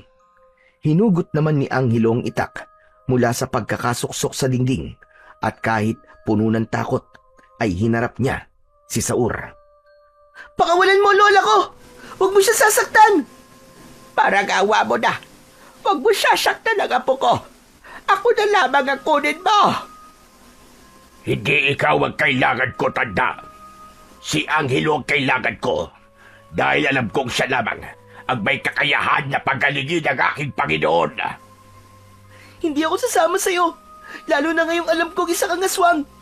Hindi ko hahayaang magamit mo ang kakayahang ibinigay sa akin ng Panginoon para sa kasamaan. Ngumisi si Saur at inilapit nito ang matutulis nitong mga kuko sa leeg ni Lola Pasing. Sige, magmatigas ka, bata. Huwag mong sagarin ang aking pasensya. Dahil kayang-kaya kong patayin ang lola mo ngayon din.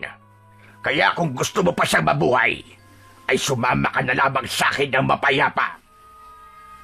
Angelo, Apo, huwag kang makikinig sa kanya.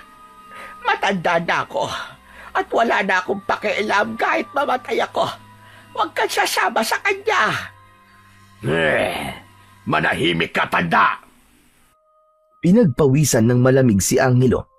Takot na takot siya at hindi niya alam ang kanyang gagawin. Ramdam niya na seryoso si Saur sa sinabi nito at alam niya na kung hindi niya gagawin ng nais nito ay buhay ni Lola Pasing ang magiging kapalit. Hanggang sa binitawan na ni Angelo ang hawak niyang itak. Naiiyak na umiling si Lola Pasing habang nakatingin kay Angelo. Apo, wag! Wag, Apo, wag mong gagawin yan! Patawarin mo po ako, Lola. Pero hindi ko kayang hayaan na mawala ka. Saur, pakawalan mo na si Lola Pasing. Sasama na ako sa'yo.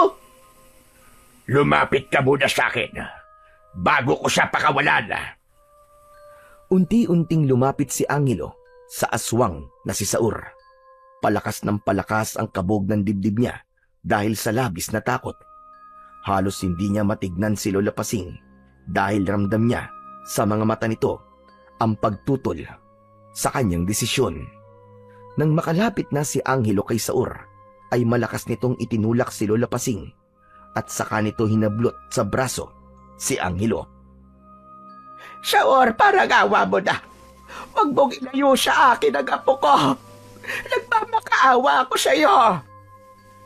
Huwag kang mag-alala, tanda. Sa oras na papagaling niya ang aking Panginoon, ay ibabalik ko rito ang kanyang bangkay. Pinuwat ni Saur si Angelo at mabilis itong tumakbo palabas ng bahay. Dumaan sila sa likod at tinahak nila ang malawak na kasukalan. Habang papalayo sina Angelo, ay dinig pa rin niya ang malakas na pagpalahaw ni Lola Pasing habang humihingi ito ng tulong sa kanilang mga kapitbahay. Makalipas ang napakahabang oras, ay huminto si Saur sa harapan ng isang malaking kuweba na nasa gitna ng kagubatan. Hindi na alam ni Angelo kung nasaang lugar sila dahil napakabilis gumalaw at tumakbo ni Saur. Ibinaba na siya nito.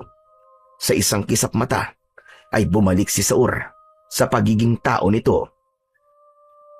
Nasaan na po tayo? Anong lugar po ito? Hindi mo na kailangan malaman kung nasan ka. Nandito ka para pagalingin at palakasin ang aking Panginoon. Yun lang. Teka, sandali lang po, Mamang Saur. Sino po ba ang tinutukoy niyong Panginoon? Sumunod ka na lang sa akin upang malaman mo. At tandaan mo, huwag kang magtatangkad tumakas dahil kayang-kaya kitang habulin kahit gaano ka pa kabilis tumakbo. At kahit magtago ka, ay maaamoy ko kung nasan ka. Napalunok si Angelo. Kahit nasaan yung tao na si Saur, ay hindi pa rin nawala ang nakakatakot nitong aura. Nang magsimula na silang pumasok sa kuweba, ay napansin niya ang mga sulunang apoy na nasa gilid ng kanilang dinadaanan. Yun ang naging gabay nila sa daan na kanilang nilalakaran. Maya-maya pa ay bumulong si Angelo ng isang panalangin. Panginoong Diyos, na makapangyarihan sa lahat, ikaw na po ang bahala sa akin. Huwag niyo pong hayaan na may mangyaring masama po sa akin. Gusto ko pa pong makauwi sa lola ko at makasama siya na matagal. Protektahan niyo po ako. Labis na nagulat si Angelo nang bigla siyang sinakal ni Saur at isinandal siya nito sa malamig at malaking bato sa gilid. Galit na galit siya nitong tinignan. Ikaw na bata ka! Ayokong naririnig ang pagdarasal mo sa lugar na ito. Kapag inulit mo pa yan, papatayin na talaga kita. Naiintindihan mo ba? Sumagot ka! Mamang Saur, kahit alam ko po na aswang ka, ay alam kong may kabutihan pa rin sa puso mo. Parang awa niyo na po. Hayaan niyo na po akong bumalik sa lola ko. Sigurado po ako na nag-aalala na po siya sa akin ngayon. Buksan niyo po ang puso niyo kay Jesus, Mamang Saur. Nagpapatawa ka ba? Sinasabi mo mga ganyang salita sa aswang na kagaya ko? Wala akong kinikilalang Panginoon, kundi ang Panginoon na ginawa akong mas malakas at kinatatakutan. Kaya sa sandaling marinig kulit ang mga dasal mo, ay papatayin talaga kita. Huwag mo kong susubukan, bata. Gagawin ko kung ano at sinabi ko sa'yo.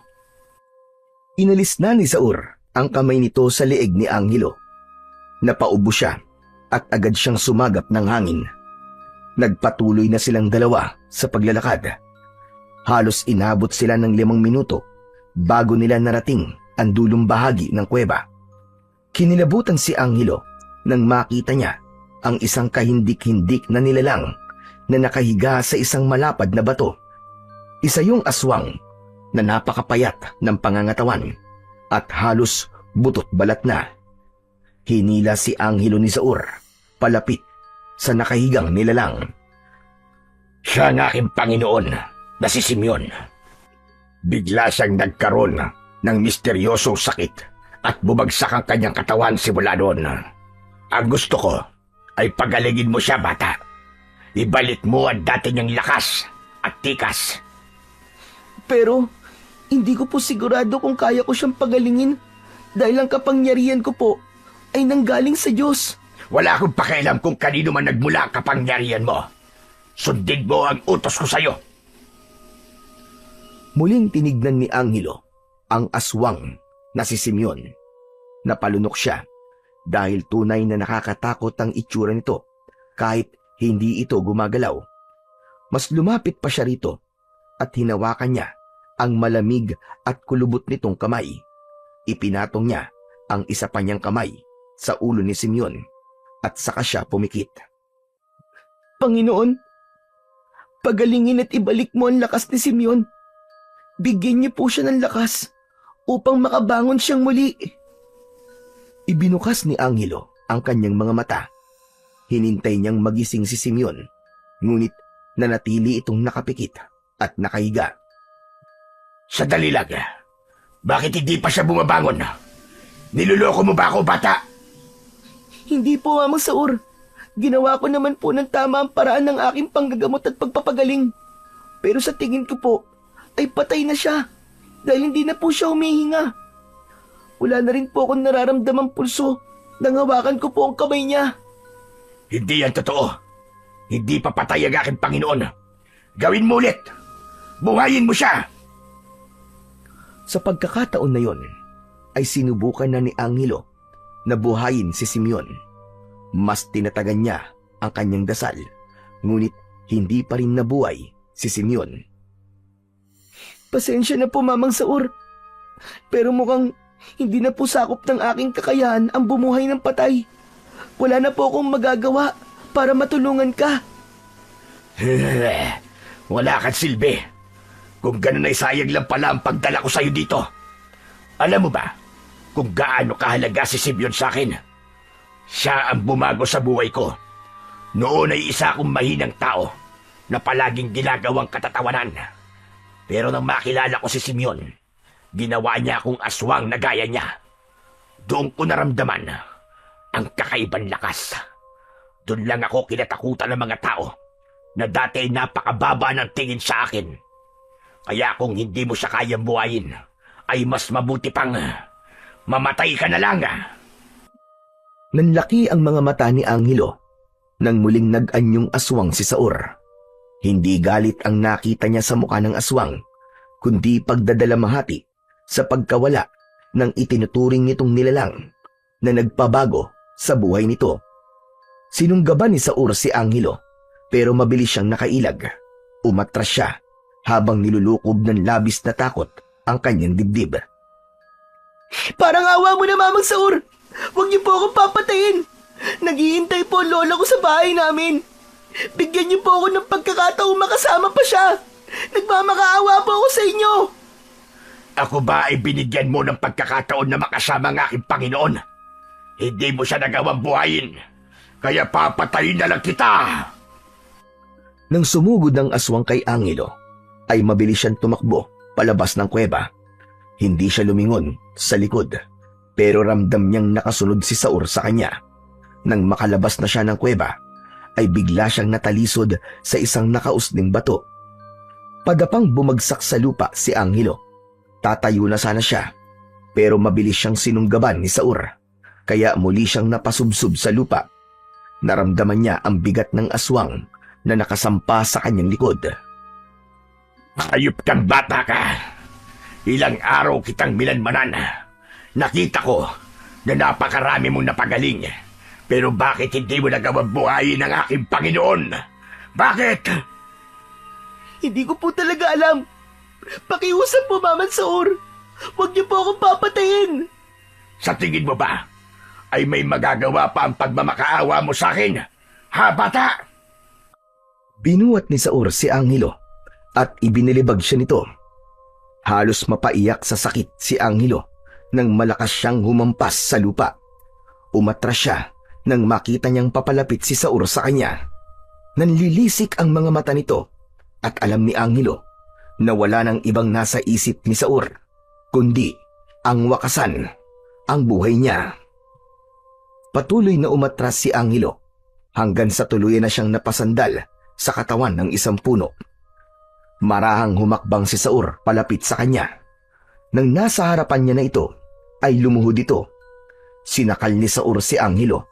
Sa kabila ng sitwasyon ni Angelo, ay patuloy pa rin siyang naniniwala na hindi siya pababayaan ng Panginoon.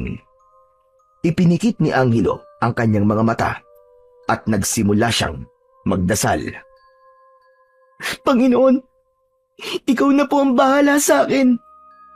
Kung ano man po nais niyong mangyari sa akin, ay malugod ko pong tatanggapin. Alam mo bang galit na galit ako sa mga taong napakalakas ng paniniwala sa Diyos? Marami akong nakilalang tao na gaya mo. Palaging nagsisimba at nagdadasal. Pero nangahamak ng mga taong kagaya ko. Ikaw na po ang bahala sa aking Lola Pasing Diyos ko. Gawin niyo pong madali para sa kanya ang pagtanggap kung sakali po na mawala ako sa gabing ito. Tumigil ka sa pagdarasal mo. Ayoko sabing nakakarinig ng mga ganyan. Inalis ni Angelo ang lahat ng takot at pangamba na nasa dibdib niya ng sandaling yun. Ipinagpa sa Diyos niya na lang ang lahat at maluwag sa dibdib na tinanggap niya ang kanyang napipintong pagkamatay. Huminga siya ng malalim nang maramdaman niya ang unti-unting paghigpit ng kamay ni Saur. sa kanyang leeg. Ngunit nang ibukas ni Angelo ang kanyang mga mata at nagkasalubong ang tingin nila ni Saur, ay labis na kalungkutan na ang nabanaag niya sa mga mata ng aswang. Sa kabila ng nakakatakot nitong anyo, ay hindi nakaligtas sa pakiramdam ni Angelo ang natitirang kabutihan sa puso ng aswang na si Saur. Mamang Saur, alam ko pong nasasaktan ka sa pagkawala ng taong iniisip mong sumalba sa'yo. Pero hindi pa uli ang lahat para magbago ka. Huwag mong hayaan na maghari ang galit sa puso mo. Tumigil ka! Sa palagay mo ba, ay mapipigilan pa ako ng mga sinasabi mo na patayin ka? Hindi mo alam kung gaano kahirap ang mga pinagdaanan ko. Pinili kong maging ganito dahil sa galit, sa sakit. Kinalimutan ko ang Diyos mo, Angelo. At alam kong hindi niya na ako tatanggapin. At mas gusto pa niyang mas lalong magdusa ang mga kagaya ko. O kaya ay mamatay. Nagkakamali po kayo. Hindi pa po huli ang lahat, Mansoor. May natatandaan po akong nakasulat sa Biblia na sinasabi na ako ba'y nalulugod sa pagkamatay ng masama? Hindi ba't mas gusto ko siyang tumalikod sa kanyang kasamaan at mabuhay? Ibig sabihin po ay mas gusto ng ating Panginoong Diyos na ikaw ay magbalik sa Kanya at mabuhay ng may pananampalataya. Unti-unting nawala ang galit sa muka ni Saur. Naramdaman ni Angelo ang pagluwag ng pagkakahawak nito sa kanyang leeg. Gusto pa rin po ng Diyos na mabuhay ka, hindi bilang aswang, kundi bilang anak niya. Pwede ka pa pong bumalik. Pwede ka pa niyang patawarin. Tuluyan nang inalis ni Saur ang kamay nito kay Angelo. Tumayo ito at umatras. Napailing ito at ramdam ni Angelo na naguguluhan si Saur.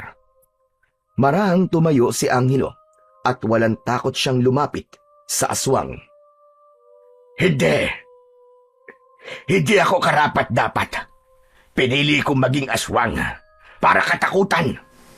Kinalimutan ko ang Diyos gaya ng pag-aakala kong kinalimutan niya ako sa mga oras na kailangan ko siya.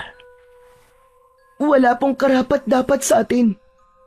Pero mahal pa rin po tayo ng Diyos kahit ganun. Katulad nyo, kahit ilang buhay na po ang kinuha nyo, ay kaya pa rin po niya kayong baguhin. Basta bukal po sa inyong puso ang pagbabalik loob sa inyong gagawin. Hindi. Huli na ang lahat. Isa na akong aswang at wala nang paraan para bumalik pa ako sa dating ako. Napasigaw si Saur at napaluhod. Isang napakahabang alulong ang pinakawala nito. Mas lalo pang lumapit si Angelo kay Saur. Inilahad niya ang isang kamay niya at may pagtatakang tumingala si Saur sa kanya. Teka, anong gagawin mo, bata? Hayaan niyo pong subukan ko na alisin ang kadiliman na nakabalot po sa inyong pagkatao. Hindi. Hindi mo kaya gawin yan. Panggagamot lang ang kaya mo. Alam ko po. Pero hihilingin po natin sa Diyos na hilumin niya ang sugat sa inyong puso. Magtiwala po kayo sa akin at sa kanya, Mamang Saur. Matagal na tinitigan ni Saur ang nakalahad na kamay ni Angelo. Tila ba nagdadalawang isip pa ito hanggang sa marahang umangat ang isang kamay ng aswang na si Saur. Hinawakan nito ang kamay ni Angelo at doon na tuluyang napahagulgol si Saur. Kung maaari lang, kung kaya mong alisin to sa akin, gusto kong muling maging tao. Gusto kong tumingin sa araw ng hindi nagtatago. Gusto kong humingi ng tawad sa mga buhay na kinuha ko. Gusto kong magsimulang muli. Hindi ako may kapangyarihang mag-alis niyan, Mamang Saur. Pero may kakilala akong magagawa yan. Ang Diyos. Makikiusap po tayo sa Kanya. Wala pong imposible sa Kanya. Siya po ang pinakamakapangyarihan sa lahat. at mahal niya po tayo. Inilapat ni Angelo ang palad niya sa ibabaw ng ulo ni Saur at tumingala siya sa langit. Pumikit siya at taimtim na nanalangin. Panginoon Diyos, ikaw po ang may hawak ng buhay at ng kapatawaran. Narito po sa aking harapan ang isang pusong nagsisisi. Isa pong kaluluwang dating naligaw, ngunit ngayon ay naghahanap ng liwanag. Panginoon, hinihiling ko po, kung kalooban niyo, ay alisin niyo po ang sumpa sa kanyang katawan. Hugasan niyo po ang kanyang kaluluwa, Panginoon. Gawin niyo po siyang buo muli bilang isa sa mga anak niyo. Sa pangalan ni Jesus, aking Panginoon.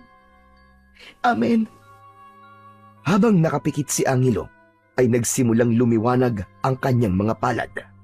Bumalot ang liwanag sa buong katawan ni Saur. Unti-unti ay bumalik na sa pagiging tao si Saur.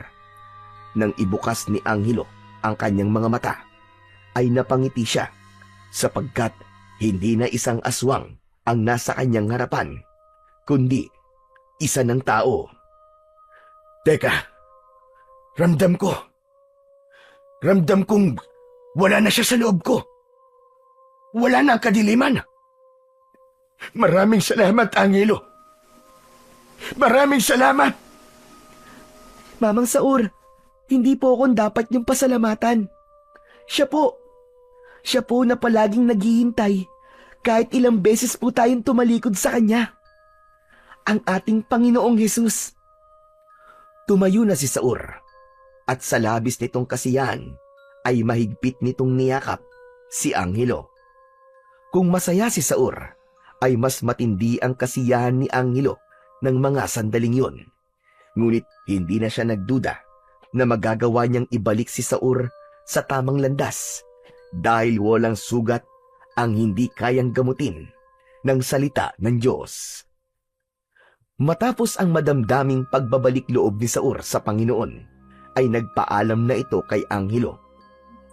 Nangako ito sa kanya na babalik na ito sa pamilya nito at magbabagong buhay na ito. Naunang umalis si Saur dahil iba ang daan na kailangan nitong tahakin, habang si Angelo naman ay naiwang mag-isa sa gitna ng kagubatan na noon lang niya napuntahan. Napakamot sa likod ng ulo si Angelo ng isang bagay ang kanyang napagtanto. Dapat pala, nagpahatid muna ako kay Mamang Saur sa bahay namin. Paano ako makakauwi nito? Hindi ko alam kung saan ang daan pa uwi sa amin. Pero hindi bale. Siguro kailangan ko lang tahakin ng diretso yung dinaanan namin kanina papunta rito. Isang malalim na paghinga ang pinakawalan ni Angelo bago siya nagsimulang maglakad sa madilim na kagubatan. Sigurado siya na hindi makakapaniwala si Lola Pasing kapag ikiniwento niya ang nangyari ng gabing yun. Inabot na ng umaga si Angelo sa paglalakad sa loob ng kagubatan, pero hindi pa rin niya nagagawang mahanap ang tamang daan palabas doon. Pagod na siya at medyo nababahala na baka matagalan pa bago siya makabalik sa kanilang bahay. Kailangan ko na makauwi sa amin. Sigurado ako na nag-aalala na si Lola Pasig sa akin. Pero nauuhaw na ako. Wala bang ilog o kahit sapa sa lugar na to? Patuloy na naglakad si Angelo hanggang sa may narinig siyang lagaslas ng tubig. Nabuhayan siya ng loob at nang sundan niya ang tunog ng tubig ay nakita niya ang isang napakalinis na ilog. Agad siyang uminom ng tubig sa ilog gamit ang kanyang mga kamay. Kahit paano ay nabawasan ang pagkauhaw niya. Hinilamusan niya rin ng malamig na tubig ang kanyang muka upang kahit paano ay mapreskuhan siya. Sa pagtayo ni Angelo ay natigilan siya ng isang binatang nakasuot ng puting kamiseta di chino ang nakatayo sa kabilang bahagi ng ilog. Nakatingin yun sa kanya Tumawid si Angelo sa ilog upang lapitan ang lalaki. Magandang umaga po. Ako po pala si Angelo. Naliligaw po kasi ako eh. Baka pwede niyo po akong tulungan. Ako naman si Crisanto. At ano ang ginagawa ng batang gaya mo sa gitna ng kagubatan? Mahabang kwento po eh. Sa sitio Pag-asa po ako nakatira. Alam niyo po ba ang daan papunta ron? Tamang-tama. Doon din ako papunta eh. Ang mabuti pa ay sumabay ka na sa akin. Ang totoo eh, kailangan mo lamang baybayin ng ilog na to para makarating ka ron. Ganun po ba? Maraming salamat po, Kuya Crisanto. Nagsimula na maglakad sina Angelo at Crisanto. Labis ang pasasalamat ni Angelo dahil nakita niya si Crisanto, dahil kung hindi ay baka naliligaw pa rin siya. Tahimik na binaybay ng dalawa ang gilid ng ilog. Hindi maiwasan ni Angelo na lihim na tignan si Crisanto. Pamilyar kasi ang mukha nito, ngunit hindi niya maalala kung saan niya ito nakita. Kuya Crisanto? Sa sitio Pag-asa ka po ba nakatira? Hindi, Angelo. May dadalawin lang ako ron na kaibigan. Makalipas ang halos 1 oras na paglalakad, ay narating na nina Angelo at Crisanto ang ilog sa sitio Pag-asa. Inihatid ni Crisanto si Angelo hanggang sa bahay nila. Masayang kumatok si Angelo sa pinto at nang buksan yun ni Lola Pasing, ay masaya silang nagkaiyakan at nagkayakapan. Diyos ko! Salamat sa Diyos at buhay ka, apo ko! Maraming salamat sa Panginoon! Lola Pasing, marami po akong ikikwento sa inyo, Lola, na sigurado pong ikatutuwa po ninyo. Pero sandali lang po, kailangan ko po magpasalamat muna kay Kuya Crisanto. Sinong Kuya Crisanto ang sinasabi mo? Siya po nagatid sa akin dito pa uwi.